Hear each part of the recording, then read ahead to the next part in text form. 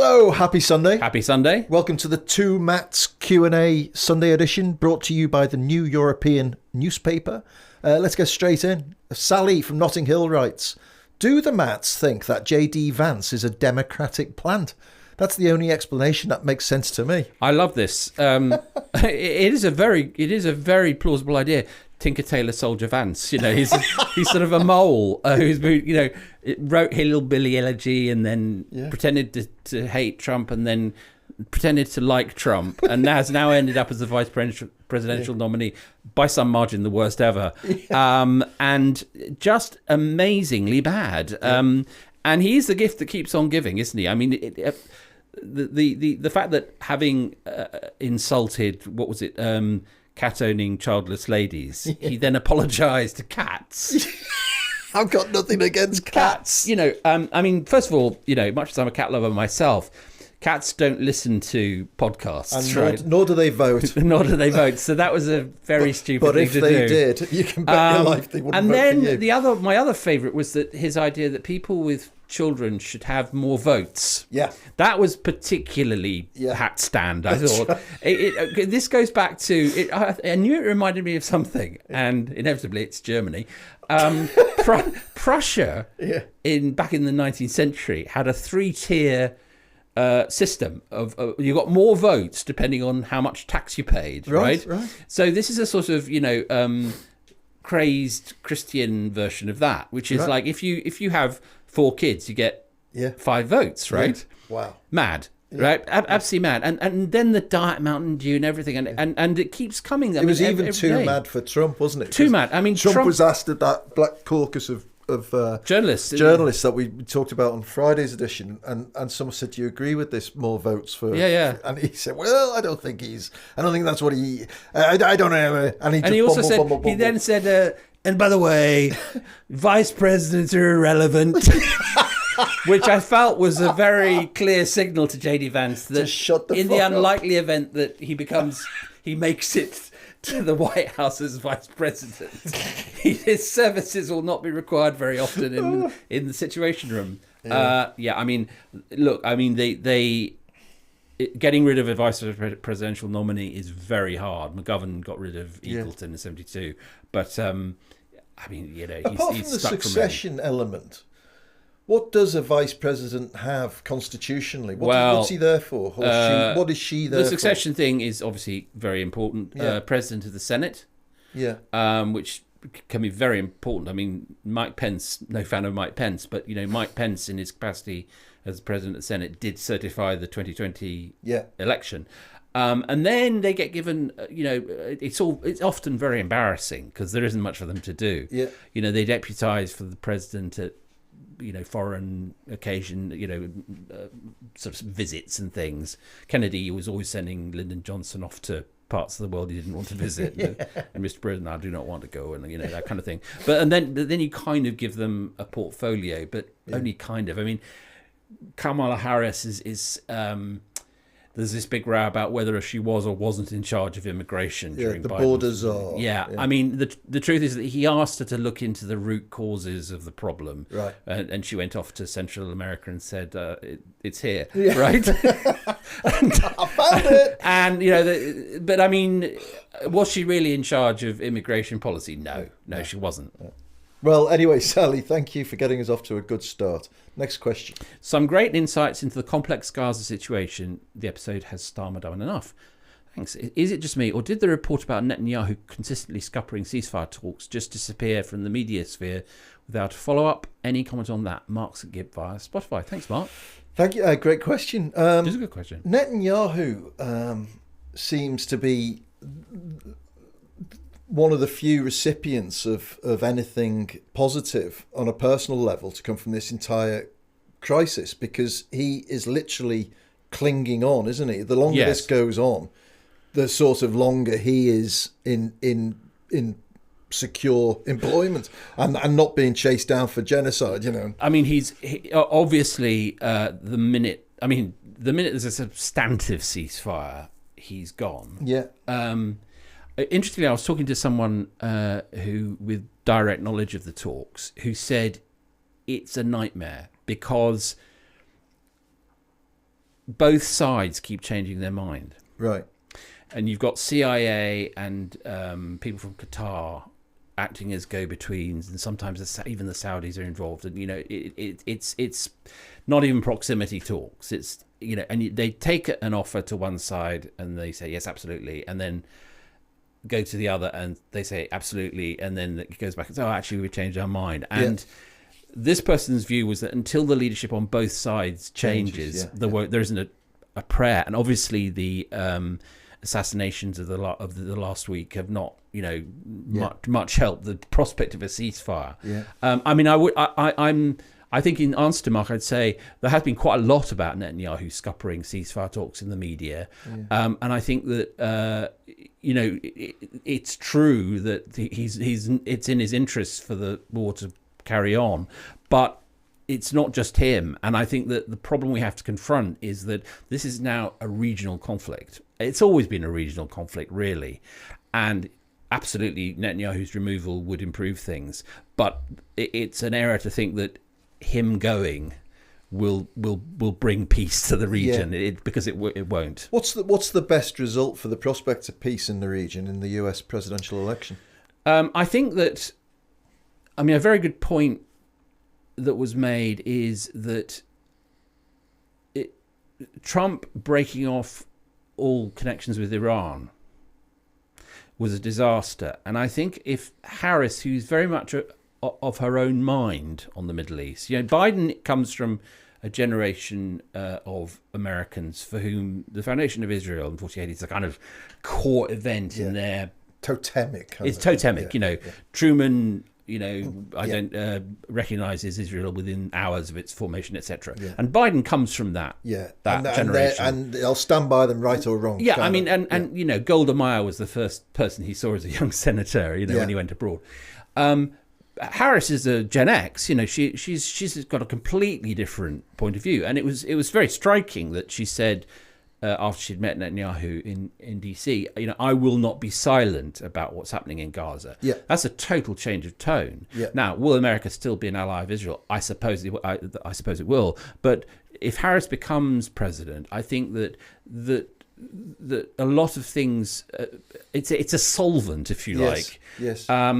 I wouldn't put it any more strongly than that. No, but America has got so much leverage in Israel. It has that huge. It could be much more active in. Yes, in the generational change in leadership is always much more significant, I think, than we give credit for. If the Israelis see that in the White House there's a different generation at work for whom their alliance with Israel is important, but it's not sort of a foundational principle. That, I think, will send signals throughout the Middle East. That's the best I got, really. I don't have anything better than that. All right. Marks and Gibb, thank you so much for your question. Next question, please. From Anna Ford. I don't know if it's the Anna Ford. I know Anna Ford's a subscriber to the paper, so maybe it's the Anna Ford. One of the lies constantly peddled by the Conservatives is that the collapse of the NHS is largely due to the COVID crisis and the war in Ukraine. Not true. It was largely the direct result of George Osborne's austerity policy put into action from 2010 onwards. He deliberately starved councils of money year after year in his and David Cameron's dismantling of state support for so much that we value. Should journalists have a daily responsibility to correct such misleading political arguments from either side? Well, I certainly think that journalists should correct misleading political arguments, yes. And I think since Brexit, they've got better. There was a kind of slightly woolly even-handedness during the false equality. Yes, that's what false equivalence. Equivalence. Now, this is a very good question, but there are lots of elements to it. So first of all, just to be sort of a bit pedantic, the NHS funding was actually ring-fenced during the Osborne years. Right. So it's not quite true that it was the victim of austerity. Right. What is true, as Anna goes on to say, is that local councils were certainly starved of money, and local government is now on its knees. That's absolutely right. And I think that on the health issue, there were 2 points to make. One is that the bigger crime was Andrew Lansley's totally deranged reforms of the NHS, from which it is barely recovered now. And then there's the bigger question, which is, it wasn't the victim of austerity during those years, but it didn't grow in proportion to the health needs of the nation and the changing demographic character of the nation, as became horribly apparent when COVID struck. Yeah. And I think we come back to a question that we've wrestled with several times on the pod, which is, what are we going to do as a nation about these kind of issues? Totally right. I mean, someone's got to explain to people that, I mean, let's do a thought experiment and say that the NHS didn't exist, right? And that you had to pay for healthcare, as one does in many countries around the world. And it was explained to you that the older you get, the sicker you get, the more it's going to cost, and you were going to have to pay more in your taxes to pay for the treatments you were going to require. That, I mean, people might not like it, but it's perfectly logical. Now, the same is true of the NHS in situ as it stands. You know, we are getting older as a species. We are living longer. Our care requirements are becoming greater and greater because of that, and it's going to cost more. And somebody's got to just put, then the next step is to say, and this is how you're going to pay for it. Yeah. It's going to cost you an extra 2 pence in the pound on income tax, or whatever it might be. Or a wealth tax, or whatever it might be. But it is going to cost more. This is something you're going to get, and this is how you're going to pay for it. It's simple. The population is just different in profile and in health needs to what it was when Bevan founded the NHS. But why, why is that surprising? Why are they so allergic to saying, you know, so when Rachel Reeves says we're not going to tax working people anymore, you know, and she puts it in the head that income tax, national insurance, they are, and VAT, they are sort of ring-fenced. Yes. And it's almost like people don't understand what they're getting for that money. Well, why don't they break that wall and say, we're going to need more? Because I think that what we're seeing here is the unravelling of not just the 14 years of Tory rule, but a kind of 40-year ideological paradigm. Goes back to longer, 45 years, back to 79, which was, okay, Thatcher and her acolytes take over, and they say, what we're going to do is we're going to be fiscally prudent, we're going to cut income tax, we're going to base our assumptions that we're rolling back the frontiers of the state. Actually, they didn't, but what they did was prevent its growth. Yeah. And New Labour bought its way into power by essentially sticking to a sort of benign version of that, and then Cameron had his own version of that, and then things just went completely off the wall with Brexit. But what we haven't had is what you just said, which is a completely honest and open debate about well, what do you want? Yeah, I mean, because you can run a skeletal NHS, right, where the those who can't afford private care don't get very good care, and those that can afford insurance get private care, if that's what you want. Yeah. Or you can go to one of the continental models, although, you know, it's very hard to move from one to another. Yeah. Or you can bite the bullet and say, look, you get what you pay for. Well, this is my point. So everyone, you know, famously people will talk about Denmark or Sweden, and they say, oh, tax rates are enormous there. And then, but in the same sentence, they'll say, however, they get amazing social care, and the welfare state is fantastic, and all of it, blah, blah, blah. So there's a kind of link between the tax and what you get for it. It doesn't seem like there's any link in the UK. There's taxes over there, and we'll worry about that, and then there's problems over there that need funding. Because we are a very confused country historically. So if you look at the American model, America puts liberty first before solidarity, right? If you look at the continental model, it puts solidarity first, which is, you know, the state and taxation and so on are built around what you just said, which is a social model where, you know, you get a lot out of the system. Yeah. And we're kind of poised between the two. Right.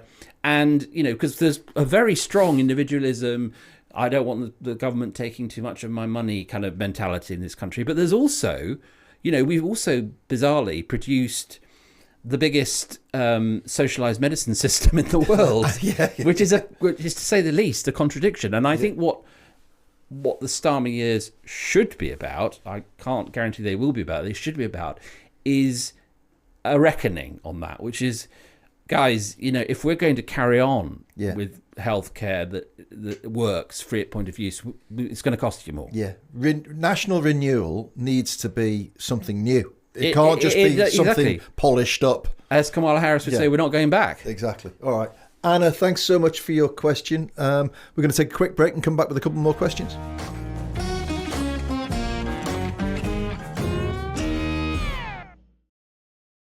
So, next question, please, from Roger Pittman. Economic growth will inevitably mean using more resources. Recycling has a part to play, but still doesn't resolve the problem of resource usage. Fundamentally, there are too many people on the planet, and achieving the reduction in energy use needed to maintain such economic growth is unsustainable. Any ideas? Ooh. Thanks, Roger. Well, it's a minor question. Well, but the main point is it's a very profound. It is a very profound, because it actually questions the whole capitalist nature of our society, doesn't it? Which is founded on constant, permanent, chronic growth. Capitalism starts literally imploding on itself if you're not growing. If you're not buying more stuff, if you're not making more stuff, and buying stuff. This is, the more you think about it, the more it seems like a really repellent choice that civilization made at some point to adopt this, but it's what we're stuck with, and there's no going back.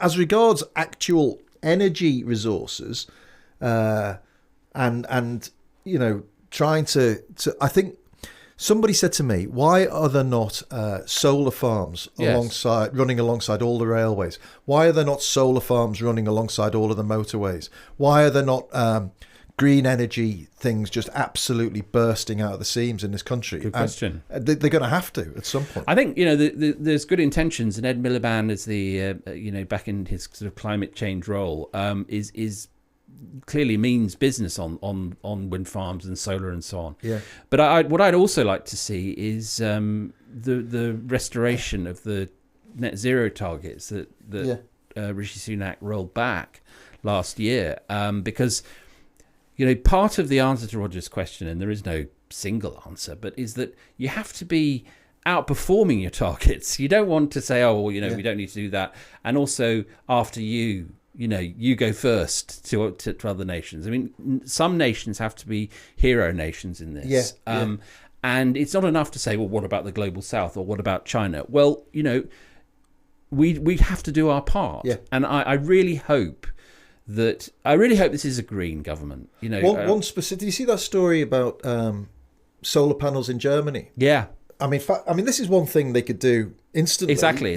We've got the same systems, electrical delivery systems that Germany has in terms of AC and DC and all of this stuff that I don't understand. And in Germany, it's becoming very, very common for people to buy their own solar panels, right, which you hang off a window or you stick on a roof and secure. And there's a cable runs, and all you do is you plug it into your house. Amazing. And it feeds electricity back into your system. And it's never going to replace the national grid, but it does reduce it by 10 or 20%. But the great thing about that is, I've always felt that in the end, government regulation is going to have to be the heart of this. You can't just make it be voluntary activity. And I think the first two decades, if you like, or 3 decades of climate change policy have been too dependent on people personally making good decisions. Not that there's anything wrong with that, but in the end, there are going to have to be rules if this is going to remain an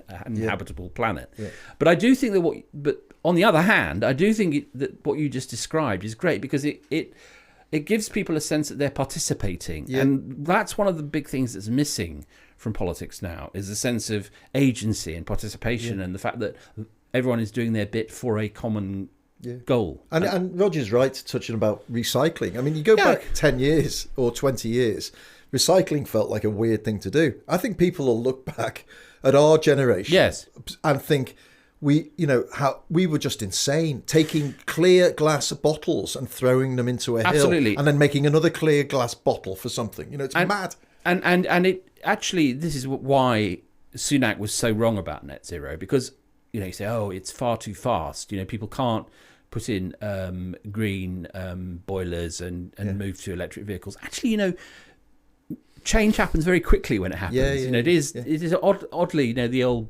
gradually, but then suddenly, and then suddenly Hemingway quote. Everyone was pretty quick to switch from like the TV aerial to Sky TV when the incentive was there. Do you know what? That's a brilliant point. That happened very, very quickly. That is absolutely right. It's like the speed with which people update Netflix. If you want to do it, if the motivation's there, people do it in an absolutely. Instant. People, we need at least 30 years to switch to electric vehicles. No, we really don't. People won't get used to these remote controls. They want to stand up and change never had the No. What do you mean digital watches? Roger, thank you for your question. Next question, please. From John H. Is Trump the Messiah or just a very naughty boy? Why does religion play such a role in US politics, yet it barely seems to be mentioned in UK politics? It's a very good question. Great question. Thank you, John. I think the interesting thing about, America's founded in 1776 as the nation that we now know, and then the Constitution follows shortly after. So we think of it as a sort of secular nation, effectively. But actually, the real founders of America were the Pilgrim Fathers, and they were religious fugitives. Puritan fugitives, right? Yeah. Hard case, brackets, the Crucible, If there was media around today, it'd be interesting to know how they would be received as they landed on the shores of America. If the Native Americans had social media, my God, there would have been absolute backlash against these religious nutcases. Beautiful Cherokee. Can we come in, please? Who the fuck are these people telling us we have to go to church every Sunday? We want to kill buffalo instead. And so the white Anglo-Saxon Protestant, the WASP, obviously the story of American politics in the last 30 years has been the decline of the power of the WASP. Yeah. And in some respects, Trumpism and its links to Christian evangelicalism is the sort of dying gasp of that, white, and very closely linked to religion. And of course, that plays into the whole issue of abortion and Roe v. Wade and so on. But it is, it's a profoundly religious thing. And we saw at the Republican convention in Milwaukee the extent to which, Trump's narrow brush with escape from death and the assassination attempt was interpreted as a divine intervention. Yeah. So the second part of the question is, why isn't it like that here? Well, because we have a very different relationship with religion, which is not much. Yeah. We have an established church. So institutionally and logically, you'd think that we'd all be sort of mad, crazy Anglicans, right? Yeah. But it's in the nature of the Anglican settlement is that it's not very religious. It is funny because it's bonkers, isn't it? That we have an established church. Yeah.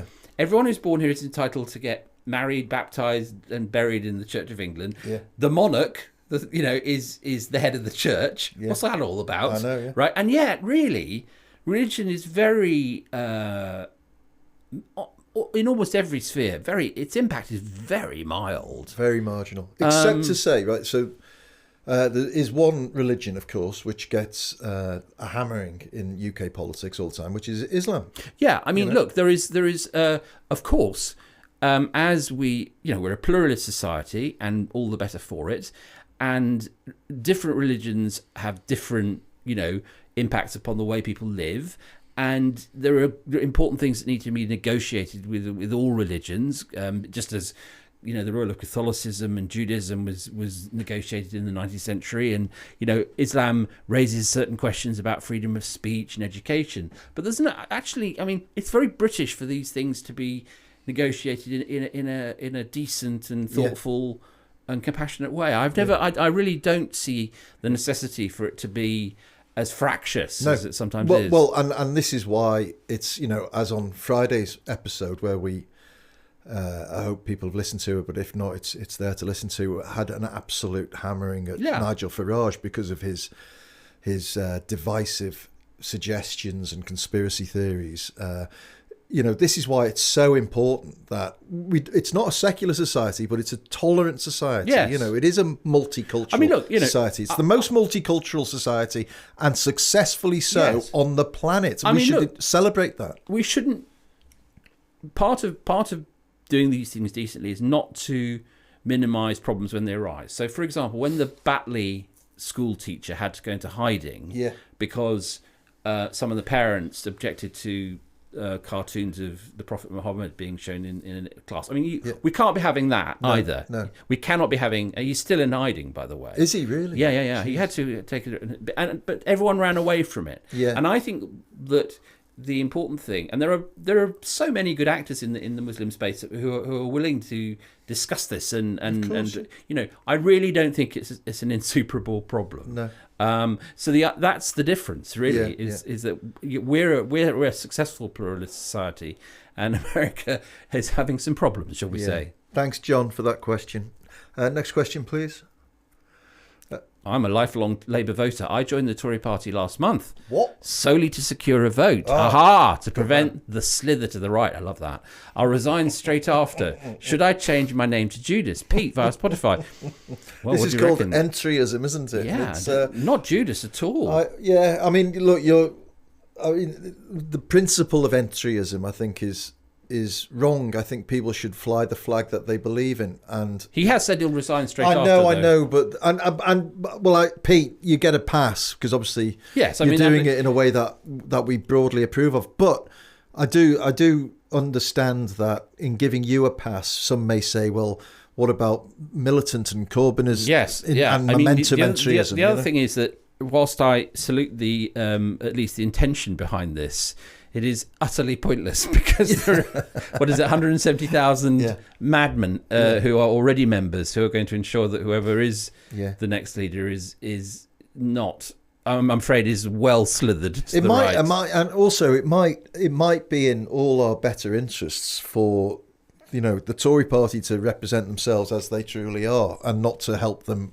mask that as something a bit more benign. I kind of, and some of the people I know on the centre-right who are not in Parliament, by the way, anymore, say, oh, no, it'll be fine, it'll swing back to the centre-right. I see nothing at all in the Tory firmament to make me think that's the case. Yeah. I mean, I think that the problem they have is that reform, in the worst possible sense, reform is the story at the moment. Yeah. And that they, even though they have, 121 MPs versus Reform's 5, there is much more heat and light attached to Reform than the Tories. And so I think what you'll find, particularly is the final choices with the Tory grassroots rather than the MPs, that whoever wins will be pretty right wing. I don't have any hope to offer people who want a centre right party at the moment, and that actually is bad news because every sort of democracy needs the more sane parties there are, the better. Totally, and you need a strong opposition. Yeah, and it's great, by the way. The Lib Dems are now well represented in the Commons, right? Terrific. But there are people who are sort of, small c conservative by temperament, who would like representation in the Commons. And I don't think they have a party at the moment. I really don't. Well, thank you, Pete, for your question via Spotify. Thank you. And if you want to ask us a question, then you can, if you're listening on Spotify, you can just add in your question there. Right, should we have our last question? Do the Mats have a reading recommendation for the holidays? No politics, please, says Mehmet from Manchester. No politics? Mehmet obviously knows more. Bit of a struggle. Obviously knows, has seen the piles of books. Go on, you go first while I think. Okay, well, actually, I'll tell you a good book, which I'm going to put which I put in Friday's culture newsletter. Yes. So it's on my mind, is a book called 1983. Oh. Not related to Orwell's 1984, though a suggestive title deliberately, by one of my favourite writers who's called Tom Cox. Yes. He has a great Substack, and he's written a bunch of books, and many of them set in the countryside. And it's a novelisation of his upbringing in Nottinghamshire in the 1980s. Right. And it's like all his writing, infused with a sense of magic and mystery. Yeah. And it's a very evocative portrait of living in a community which had been, hollowed out by the closures of the mines. Yeah. going to a very happy school. Yeah. And there's a sense in it about he talks about the bright light of the 1980s, how there was a lot of joy, but also there was coming towards the children in that era, right. a sort of big juggernaut of change and competition and stress. Yeah.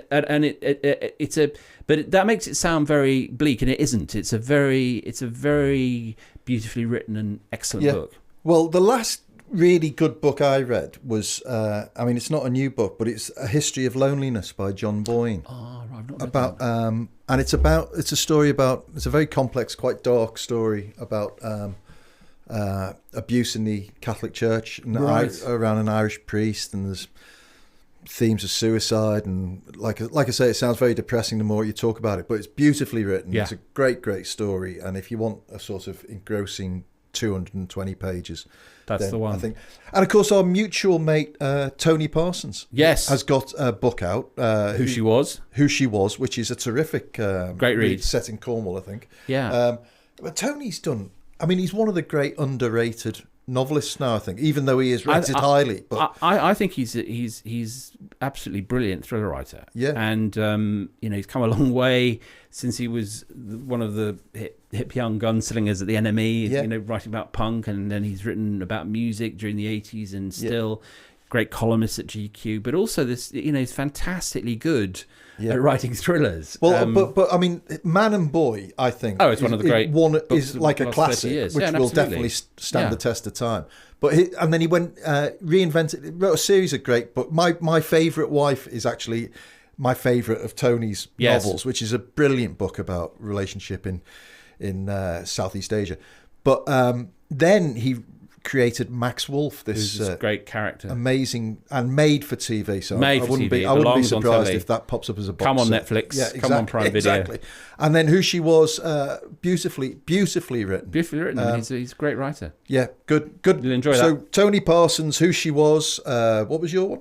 Mine was 1983 by Tom Cox. And mine was John Boyne's The Art of Loneliness. So 3 to enjoy. Have a great summer. Thank you for your question, Mehmed from Manchester. And that's it for this week's Q&A. Have a good Sunday. Yeah, don't forget to subscribe to the New European if you want some superb reading material for your sun lounger. And think how cool you'll look with all these fellas reading the Mirror and the Sun, and you'll have the New European. Yeah, you can ask for it's what you want on the beach, isn't it? Really, absolutely is. And you can subscribe at theneweuropean.co.uk/2mats, and we'll give you a £25 voucher for the shop while you do it. Costs just £1 a week. Brilliant. Amazing. Thanks as ever to Rethink Audio, led by Matt Hill, and we'll see you on Friday. See you on Friday.